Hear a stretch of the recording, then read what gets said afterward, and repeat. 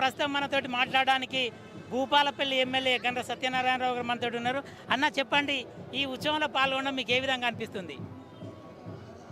ఈ దేశానికే విఘ్నేశ్వరుడు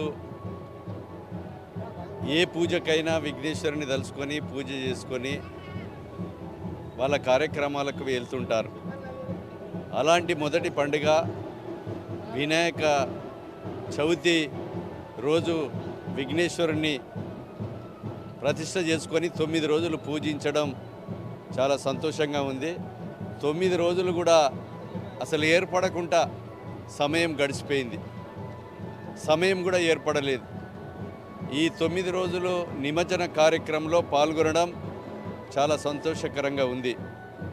ఈ నియోజకవర్గ ఈ ప్రాంత ప్రజల అదేవిధంగా ఇతర ప్రాంతాల నుంచి కూడా కాళేశ్వరానికి నిమజ్జనానికి పోయేటువంటి నిర్వాహక కమిటీకి అదేవిధంగా విఘ్నేశ్వరుని విగ్రహాలు దాతలు చేసినటువంటి వాళ్లకు ఈరోజు సన్మానం చేయడం, మెమోంటోలు ఇవ్వడం మరి చాలా సంతోషకరంగా ఉంది.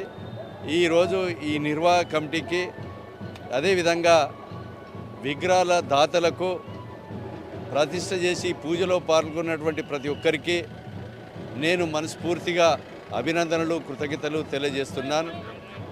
మట్టి విగ్రహాలతో కారల్ మార్క్స్ కాలనీ 24th వార్డులో గత 10 సంవత్సరాల నుంచి ఈరోజు ప్రతిష్ట చేస్తూ మట్టి విగ్రహాలతో మరి నిమజ్జనము పూజలు చేసి నిమజ్జనం చేసుకోవడం చాలా సంతోషకరం. రాబోయేటువంటి పండుగలో మట్టితో మరి విగ్రహాలను ప్రతిష్ట చేసుకొని నిమజ్జనంలో పాల్గొని ఈ యొక్క కాలుష్య నివారణ కొరకు మట్టి విగ్రహాలనే వాడాలని కూడా మరి ఈ ప్రాంత ప్రజలకు, రాష్ట్ర ప్రజలకు కూడా నేను విజ్ఞప్తి చేస్తున్నాను.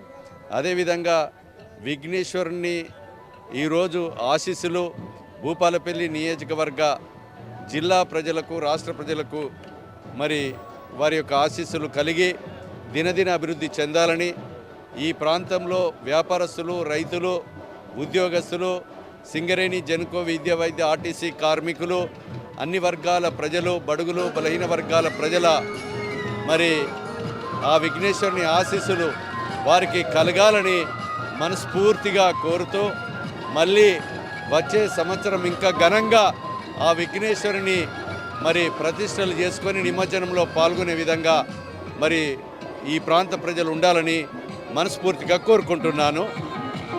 ఓకే అన్నని మనం ఒకటి ఆడితే మొత్తం 9 రోజుల చరిత్ర చెప్పిండు అన్న.